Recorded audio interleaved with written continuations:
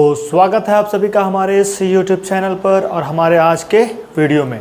तो मैं आप सभी का सबसे पहले अभिनंदन करता हूं मेरे इस YouTube चैनल पर और आज का क्लास में। सबसे पहले ये भी ध्यान देना है कि आखिरकार आज का क्लास क्या होने वाला है। तो आज का क्लास जो होने वाला है वो होने वाला है मैथमेटिक्स का एक टॉपिक जो आपके लिए बहुत ही ज़्यादा हेल्पफुल होने वाला है। और वो किस मुद्दे पर? तो वो होने वाला है साझेदारी पर। किस पर? साझेदारी मतलब पार्टनरशिप पर। मतलब पार्टनरशिप का आज टॉपिक क्लियर होने वाला है।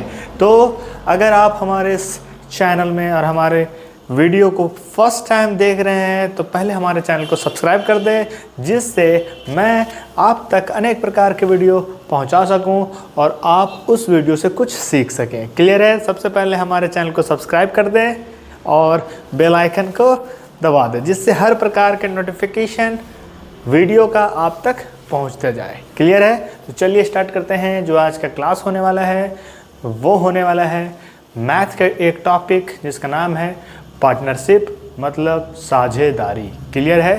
तो चलिए स्टार्ट करते हैं। और हर एक पॉइंट, हर एक मुद्दा आपके लिए काफ़ी मदद करने वाला है। अगर आप 2025 में आने वाले अनेक प्रकार के वैकेंसी के लिए तैयारी कर रहे हैं, चाहे वो रेलवे का हो, चाहे झारखंड से रिलेटेड अनेक प्रकार के हो, चाहे बिहार से हो, चाहे यूपी से हो, मैं सीधा सीधा कहना चाहूँगा कि ये वीडियो हमारा उन सभी बच्चों के लिए है जो अभी 2025 में आने वाले हर एक वैकेंसी को, हर एक एग्ज़ाम को क्लियर करना चाहते हैं, चाहे वो रेलवे हो, चाहे हो बैंकिंग, चाहे हो एनटीपीसी, चाहे हो अपना राज्य स्तरीय परीक्षा। तो चलिए स्टार्ट करते हैं और देखते हैं कि आज का जो वीडियो है वो किस मुद्दे पर होने वाला है और आज का जो वीडियो है वो हमें क्या मदद करेगा। सबसे पहले मैंने आपके लिए लिखा जो टॉपिक और जो हेडिंग है वो है साझेदारी। क्या है? साझेदारी। साझेदारी मीन्स पार्टनरशिप। क्या? आज का जो क्लास होने वाला है वो होने वाला है पार्टनरशिप के ऊपर। सबसे पहले ध्यान देना है कि आखिरकार ये जो पार्टनरशिप होता है वो पार्टनरशिप में हमें पढ़ना क्या है और हमारे पास किन किन टूल्स का या फिर किन किन चीज़ों का होना बहुत ही आवश्यक है, तब जाके हम पूरा का पूरा पार्टनरशिप को अच्छे तरीके से समझ सकते हैं। तो चलिए देखते हैं वो टॉपिक क्या क्या होने चाहिए। सबसे पहले साझेदारी का पहला पॉइंट, खुद साझेदारी मतलब पार्टनरशिप। अब मैं आपको ये बताना चाहूँगा कि आखिरकार ये जो पार्टनरशिप का मतलब क्या होता है। बोलता है जब दो या दो से अधिक व्यक्ति, कब? जब दो या दो से अधिक व्यक्ति किसी शर्त के अनुसार किसी व्यापार को चलाने के लिए तैयार होते हैं। जब दो या दो से अधिक व्यक्ति, जब क्या करना चाहे, दो या दो से अधिक व्यक्ति किसी शर्त के अनुसार किसी व्यापार के लिए अपने आप को तैयार करते हैं और दोनों आपस में सहमत होते हैं, तब ऐसी व्यवस्था को क्या बोला जाता है? साझेदारी। साझेदारी का मतलब होता है मेल मिलाप और मिलकर चलना। और वो कब? जब कोई एक काम के लिए दो या तीन या चार या अनेक लोगों का होना और सभी के बीच इक्वल का कंट्रीब्यूशन होना, इक्वल का साझेदारी होना ही हमारा यह चैप्टर है, जिसमें किस पर होना चाहिए कि किसी प्रकार का व्यापार ये स्टार्ट करने वाले हैं और इनका जो साझेदारी है वो सभी में बराबर है। क्लियर है? सीधा सीधा समझना है आपको कि अगर आप किसी भी प्रकार का बिजनेस या फिर काम स्टार्ट करने वाले हैं, उसमें आप अकेले नहीं, आपके साथ 1 2 3 4 और भी लोग जो आपके पार्टनर के रूप में काम करने वाले हैं, बराबर के हिस्से में काम करने वाले हैं, तो उनके बीच का जो साझेदारी होगा वो इक्वल होगा। इसलिए सबसे पहला पॉइंट साझेदारी। क्या होगा? साझेदारी। सेकंड पॉइंट क्या है? सेकंड पॉइंट है साझेदार। यहाँ तो साझेदारी था, अब है साझेदार मतलब पार्टनर्स। क्या है? पार्टनर्स। अब ध्यान दीजिएगा कि आखिरकार ये जो पार्टनर्स से हमें क्या समझ में आता है। क्या लोगों का होना ही पार्टनर होता है या फिर इंसान का काउंट करके कितने लोग एक साथ मिलकर काम कर रहे हैं, क्या वो ही पार्टनर होता है या फिर कुछ और भी हो सकता है? अकॉर्डिंग टू द मैथमेटिक्स आते हैं क्या बताया गया है कि वे व्यक्ति, कौन व्यक्ति, जो साझेदारी करेंगे, क्या करेंगे, साझेदारी, वे व्यक्ति जो साझेदारी के अंतर्गत क्या करेंगे, व्यापार करते। साझेदारी के अंतर्गत मतलब कोई एक या दो या तीन या चार लोग मिलकर कोई एक व्यापार करते हैं, तो उन चारों को क्या बोल सकते हैं हम लोग, पार्टनर्स। क्या बोल सकते हैं, पार्टनर्स। यहाँ तो कोई दिक्कत? अगर नहीं तो आगे देखते हैं। आगे क्या है, आगे है पूंजी। सीधा सीधा कहने का यह तात्पर्य है कि अगर आप किसी प्रकार का बिजनेस ओपन करने वाले हैं तो सबसे पहले या तो खुद में उतना क्षमता होना चाहिए कि आप उतना खर्च उठा सकते हैं, या फिर आप जितने लोगों का पार्टनर ग्रुप बनाए हैं उन पार्टनर में इतनी एबिलिटी होनी चाहिए कि वो मिलकर एक व्यापार को चला सके और उसमें पूंजी भी लगा सकते। तो सबसे पहले अब जो व्यापार की बात करते हैं तो पूंजी भी तो बीच में आएगा, क्योंकि जब तक व्यापार का सोचें तो सबसे पहले उससे इन्वेस्टमेंट का सोचें, क्योंकि किसी भी प्रकार का व्यापार में सबसे पहले इन्वेस्टमेंट मांगता है, जो अभी आप कर रहे हैं। अगर आप अपने लाइफ को बेहतर करना चाह रहे हैं इसीलिए तो आप आज मेहनत कर रहे हैं, ये भी आपका इन्वेस्टमेंट है। आज कर रहे हैं तो हमारा भविष्य ठीक होने वाला है। क्लियर है? तो पढ़ाई को कभी भी इधर उधर भटकने नहीं देना है, क्योंकि यही एक चीज़ है जो विफल नहीं होता है। आगे आते हैं पूंजी। पूंजी क्या होता है? पूंजी क्या होता है? पूंजी वह एक व्यवस्था है जिससे हम किसी भी बिजनेस में, व्यापार में उस चीज़ को लगाते हैं और तब जाके हमारा एक बिजनेस रेडी होता है, वही होता है पूंजी। पूंजी मतलब किसी व्यापार को चलाने के लिए, क्या, किसी व्यापार को चलाने के लिए आवश्यक धन, किसी व्यापार को चलाने के लिए जो आवश्यक धन की होती है ज़रूरत, वही होता है कैपिटल, मतलब पूंजी। क्लियर है? पूंजी को कैपिटल बोला जाता है। ठीक है, आगे बढ़ते हैं। आगे क्या है? शुद्ध लाभ। क्या है? शुद्ध लाभ मतलब नेट प्रॉफिट। क्या है? Net profit. आखिरकार ये नेट प्रॉफिट क्या होता है? नेट प्रॉफिट को समझने के लिए अब ध्यान से सुनिएगा कि आखिरकार नेट प्रॉफिट किसे बोला गया है। नेट प्रॉफिट का तात्पर्य होता है कि किसी व्यापार में, किसी भी व्यापार में, क्या, कोई भी बिजनेस में कुल आय में से, कुल आय मतलब कितना भी हो, 5 लाख हो, 10 लाख हो, कितने भी हो, अगर कुल आय में से खर्च, जितना हमने खर्च किया था शुरू में, खर्च और मशीन इत्यादि में हुई, जितने भी प्रकार के मशीन, वस्तु, जितने भी हुई क्षति का जो मौद्रिक मूल्य घटाने के पश्चात सब चीज़, जैसे कि हमने क्या किया, किसी बिजनेस को ओपन किया, उस बिजनेस को ओपन करने में मैंने बहुत सारा पूंजी लगाया, मशीन लगाया, मशीन में भी पैसा लगाया, और अनेक प्रकार के वस्तु को एक्स्ट्रा खरीदा, उसमें भी पैसा लगाया। उन सारे कीमतों को हटाने के बाद जो एक कीमत बचा रहता है वही नेट प्रॉफिट कहलाता है। चाहे उसमें हानि भी हो सकता है और प्रॉफिट, तो प्रॉफिट के लिए ही तो काम करना होता है। अब आते हैं आगे। आगे क्या है? लाभांश मतलब डिविडेंड। क्या है? डिविडेंड। आखिरकार ये लाभांश क्या होता है? पहली बात तो ये कि जब भी आप व्यापार करना शुरू करेंगे, करते हैं या फिर कोई कर रहे हैं, उनका उद्देश्य एक ही रहता है कि वो अधिक से अधिक प्रॉफिट गेन कर सके, क्योंकि लॉस करने के लिए तो कोई नहीं करता, ना ही आप और ना ही मैं। ठीक है, मतलब आज का जो दुनिया है वो है प्रॉफिट के ऊपर। किसके ऊपर? प्रॉफिट। कहीं भी जाओ वहाँ अपने लिए हर कोई लाभ के बारे में सोचता है। क्लियर है? क्लियर है। आगे आते हैं। हमारा जो डिविडेंड है वो हमें क्या बताएगा? डिविडेंड पर ध्यान दीजिएगा। तो डिविडेंड का मतलब होता है कि कोई भी कंपनी या फिर कोई भी फार्म, जो क्या होता है, कोई भी कंपनी शुद्ध लाभ की संपूर्ण राशि को क्या करता है? साझेदारी में नहीं बांटता। क्या करता है? उसको साझेदारी में नहीं बांटता। अब साझेदारी में नहीं बांटता तो क्या करता है? उसका कुछ अंश कंपनी अपना विस्तार, आधुनिकीकरण में लगाता है। जैसे कि मान लेते हैं कि शुद्ध लाभ में हमें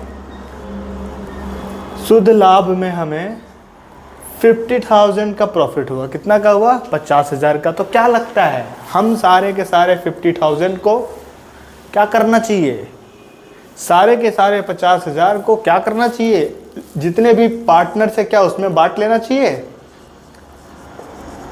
पार्टनर्स में डिवाइड कर देना चाहिए, या फिर कुछ पूंजी इसमें से फिर कुछ अमाउंट निकाल कर क्या करना चाहिए, हमारा जो क्या हुआ लाभ जो हुआ है उससे कुछ कीमत को निकाल कर फिर से क्या करना चाहिए, कुछ और, ठीक है, और आधुनिकी में लगा देना चाहिए। किस में लगाना चाहिए, आधुनिकी में लगाना चाहिए, जिससे हमको पता चलेगा कि और प्रोग्रेस करना है। क्या करना है, और प्रोग्रेस करना है। मतलब कि अगर जितना भी हमारा नेट प्रॉफिट निकलता है, नेट प्रॉफिट के अकॉर्डिंग जब लाभांश में पहुंचते हैं तो लाभांश का मतलब होता है कि जितने भी हमने क्या किया, जितना भी हमने प्रॉफिट गेन किया, क्या किया, प्रॉफिट गेन किया, उस प्रॉफिट को हम क्या करेंगे, आगे और भी चीज़ों में लगाएंगे, जिससे हमारा जो व्यापार है वो सही तरीके से चले और नेक्स्ट टाइम क्या हो, और भी प्रॉफिट क्रिएट करे। इसीलिए क्या करा जाता है, लाभांश को रखा जाता है। अभी मैं आपको बताया कि लाभांश का संपूर्ण अर्थ यह होता है कि जब आप किसी भी प्रकार का व्यापार करते हैं और आपको उस व्यापार में एक वार्षिक दर से कोई प्रॉफिट प्राप्त होता है, तो उस प्रॉफिट को पूरा खर्च नहीं करते हैं पार्टनर्स में बांट के, या फिर मैं खुद मालिक हूं तो खुद को रख के क्या करते हैं, हम कुछ अमाउंट को फिर आगे की मशीनों में और कुछ डेवलपमेंट के लिए सोचते हैं। और फिर हो सकता है कि अगले ईयर आज मैं 50,000 का अर्निंग किया हूँ, हो सकता है कल मैं 2 लाख का करूँ, है कि नहीं। तो इसलिए क्या होता है कि लाभांश के अकॉर्डिंग हमारा जो प्रॉफिट अमाउंट भी होता है उसे भी इन्वेस्ट करना चाहिए। आगे बढ़ते हैं, आगे क्या है, आगे है कार्यकारी साझेदार। क्या है, कार्यकारी साझेदार, इसका मतलब होता है वर्किंग पार्टनर्स। क्या होता है, वर्किंग पार्टनर्स। अब हमें जानना है कि आखिरकार ये वर्किंग पार्टनर्स कौन होते हैं।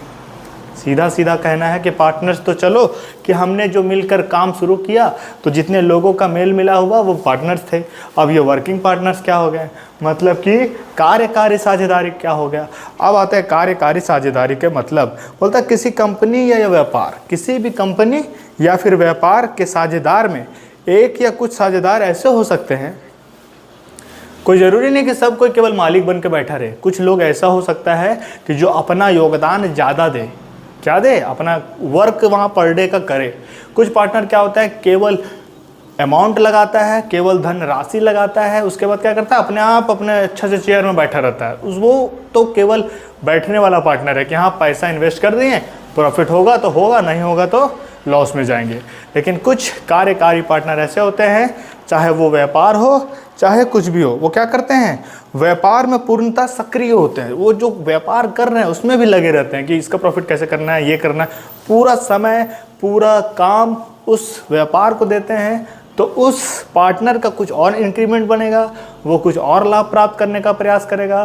तो उस व्यापार के जो सक्रिय करने के लिए जो लोग आगे बढ़ते हैं उसको बोलते हैं कार्यकारी साझेदारी। क्या बोलते हैं, कार्यकारी साझेदार, मतलब कि वर्किंग पार्टनर्स। क्लियर है, आगे बढ़ते हैं। और आगे जो हमारा पॉइंट है वो है निष्क्रिय। निष्क्रिय क्या है, निष्क्रिय साझेदार मतलब कि स्लीपिंग पार्टनर। अभी मैंने बात किया ना कि कुछ लोग पैसा लगाने के बाद उस बिजनेस के ऊपर काम भी करते हैं और कुछ लोग केवल बैठ के पैसे का इंतज़ार करते हैं। तो ये स्लीपिंग वर्कर या फिर स्लीपिंग पार्टनर होते क्या हैं। स्लीपिंग पार्टनर को समझने के लिए ध्यान से सुनिएगा। स्लीपिंग पार्टनर का अर्थ होता है कि ऐसे साझेदार जो व्यापार में सक्रिय रूप से भाग नहीं लेते, बस व्यापार में शामिल रहते हैं। मतलब कि उनकी मात्र पूंजी एक निश्चित समय तक के लिए लगी रहती है। कुछ लोग क्या करेंगे कि शुरुआत में, मैं एक चीज़ और समझाना चाहूँगा आप सभी को कि अगर मान लेते हैं कि 4 लोग, 5 लोगों ने, कितने लोगों ने, 5 लोगों ने एक बिजनेस स्टार्ट किया। 5 लोगों ने एक बिजनेस स्टार्ट किया इतना बड़ा। ये क्या है, एक फार्म है। क्या है, फार्म है। अब इस फार्म में क्या किया, दोनों 5 ने क्या किया, अपना अपना 25,000 रुपीज़ इन्वेस्ट किया। 25,000 रुपये लगाया, मतलब टोटल कितना हो गया, 1,25,000। कितना हो गया, 1,25,000 रुपये अमाउंट लगाया। अब 1,25,000 का जो अमाउंट है वो बिजनेस में इन्वेस्ट करने के बाद इनका अमाउंट हो गया 2 लाख। कितना हो गया, 2 लाख। ध्यान से देखिएगा, एग्जाम्पल आपके लिए मैं सेट कर रहा हूँ, आखिरकार ये भी आपके लिए मददगार होने वाला है। ये टोटल 2 लाख आपका एक ईयर में बना, एक साल में आपने क्या किया, एक वर्ष में आपने 1,25,000 से 2 लाख किया, मतलब कि 75,000 जो आप है आपने क्या किया, ये प्रॉफिट किया। अब आप चाहेंगे तो क्या करेंगे, इस प्रॉफिट को आपस में बांट सकते हैं जितने पार्टनर्स हैं। अगर नहीं बांटना चाहते हैं तो क्या करेंगे कि कुछ अमाउंट को बांटेंगे और कुछ अमाउंट को क्या करेंगे, फिर से हम व्यापार में लगाएंगे। क्या करेंगे, फिर से व्यापार में लगाएंगे। और अगर लगाएंगे तो क्या होगा, फिर से हमारा जो आगे का प्रॉफिट है और इंक्रीज होगा। अब आते हैं कि ये जो 5 लोग हैं, कुछ लोग क्या करेंगे, केवल पूंजी लगाते हैं। क्या करते हैं, कुछ लोग केवल पूंजी लगा के अपना प्रॉफिट का इंतजार करते हैं। क्या करते हैं, पूंजी लगा दिए, प्रॉफिट का इंतजार करते हैं। बाकी कुछ लोग क्या करते हैं कि पूंजी तो लगाया गया, पूंजी तो लगाए हैं ये लोग, लेकिन ये क्या करते हैं, उस व्यापार में क्या होते हैं, कार्यरत होते हैं। क्या होते हैं, कार्यरत, मतलब कार्य करते रहते हैं उसके ऊपर, क्योंकि वो बिजनेस चलना चाहिए। ऐसा नहीं कि बिजनेस मैंने लगा दिया, पैसा लगा दिया, खुद ब खुद पैसा आते जाए, ऐसा बिल्कुल नहीं होता। क्लियर है। अब साझेदार मतलब कि पार्टनरशिप में इन मुद्दों को बहुत ही अच्छे से समझना आवश्यक था, जो मैंने अभी आपको बताया।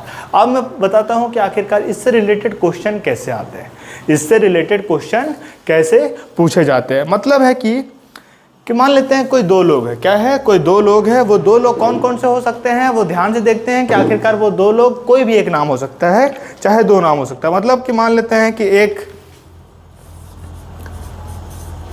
एक गोपाल है, क्लियर, दूसरा है कुणाल, जैसे ये कुणाल है। ये 2 लोग हैं, 2 लोग के बीच में एक बिजनेस स्टार्ट होगा, 2 लोग हैं पार्टनर्स। क्लियर है। अब ये दोनों पार्टनर क्या क्या करेंगे उस पर ध्यान देते हैं। गोपाल और ये, एक ने क्या किया, एक इंसान ने 15,000 रुपये लगाया। इन्होंने क्या किया, 15,000 रुपये लगाया और इन्होंने 25,000 रुपये लगाया। अब ध्यान से देखिएगा कि 2 लोग हैं यहाँ, गोपाल एंड कुणाल। एक ने 15,000 रुपये का इन्वेस्टमेंट किया और दूसरे ने 25,000 का इन्वेस्टमेंट किया। अब ये दोनों का अमाउंट मिला के कितना हो गया, 40,000 रुपये हमने किसी बिजनेस में लगा दिया। अब ध्यान देना है कि आखिरकार ये जो बिजनेस है वो किसके ऊपर चलने वाला है।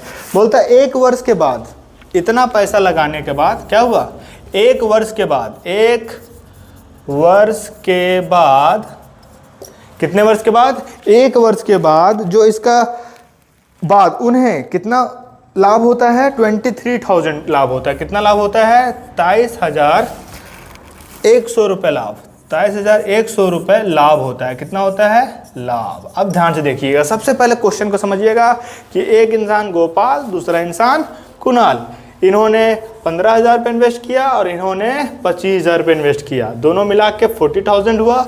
अब 40,000 का इन्वेस्टमेंट के बाद लाभ हुआ 23,100 रुपये। कितना हुआ, 23,100 रुपये। अब ध्यान से देखना है कि आखिरकार इन्होंने कम और इन्होंने ज़्यादा लगाया। क्या लगता है कि ये जो लाभ है वो दोनों में इक्वल होगा या फिर नहीं। अगर इक्वल नहीं होगा तो क्या करना चाहिए। अब इसका सॉल्यूशन करते हैं। अब ये जो सॉल्यूशन होगा वो क्या होगा, रेशियो में होगा। क्या होगा, रेशियो में। अब रेशियो किस तरीके से बटेगा, सबसे पहले 15,000, ध्यान से देखना है, 15,000 रेशियो 25,000। क्लियर है। अब इसको कट, ये हो जाएगा 3, ये हो गया 5, मतलब 3:5। कितना आया, 3:5। अब ध्यान देना है कि आखिर ये जो रेशियो है क्या इसमें कुछ करना है या फिर नहीं करना है। अब ये होगा फॉर्मेट के अनुसार। सबसे पहले कि हमको या तो गोपाल का निकालना होगा कि इसको कितना मिलेगा, या तो कुणाल को निकालना होगा कितना मिलेगा, क्योंकि यही 2 लोगों ने मिलकर क्या किया, अपना व्यापार शुरू किया। ध्यान से देखिएगा, मैं अब लास्ट सॉल्यूशन करने वाला हूँ इस क्वेश्चन का। ये क्वेश्चन तैयार हो गया आपका। इस क्वेश्चन में 2 लोग, दोनों ने अपना अपना क्या किया, अमाउंट डाला बिजनेस में, प्रॉफिट भी गेन हो गया, समय भी पता चल गया कि 1 वर्ष में 23,100 रुपये लाभ कमाए हैं। तो अब बताना है कि दोनों में ने, जो दोनों लोग हैं वो अलग अलग कीमत इन्वेस्ट किए थे, धनराशि लगाए थे। अब उस धनराशि में से कुणाल का कितना हुआ और गोपाल का कितना हुआ। तो सबसे पहले क्या करते हैं, फॉर्मेट तैयार करते हैं कि आखिरकार निकालना किसका है। तो Gopal is equal to 3 and Kunal is equal to 5।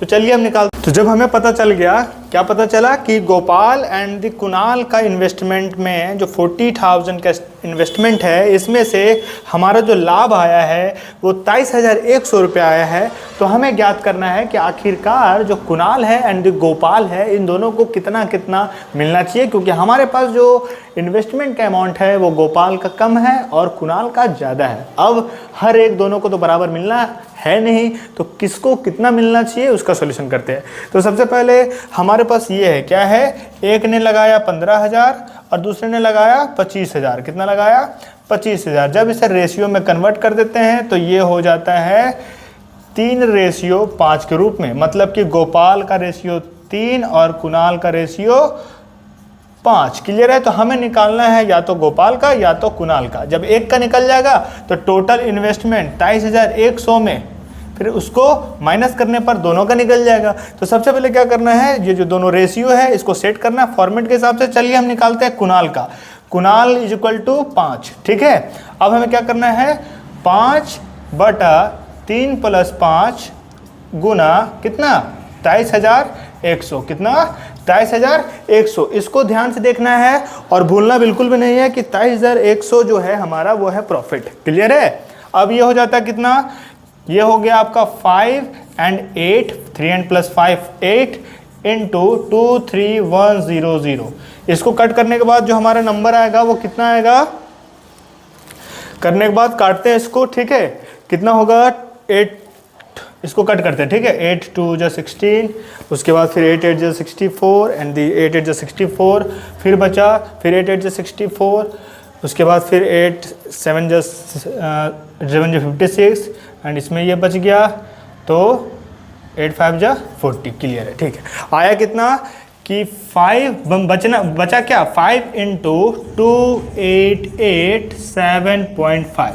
अब इसको मल्टीप्लाई कर दीजिए। मल्टीप्लाई करने के बाद आपका आंसर आपके पास होगा। चलिए मल्टीप्लाई करते हैं और ध्यान से देखते हैं आखिरकार क्या हमारा आंसर आने वाला है।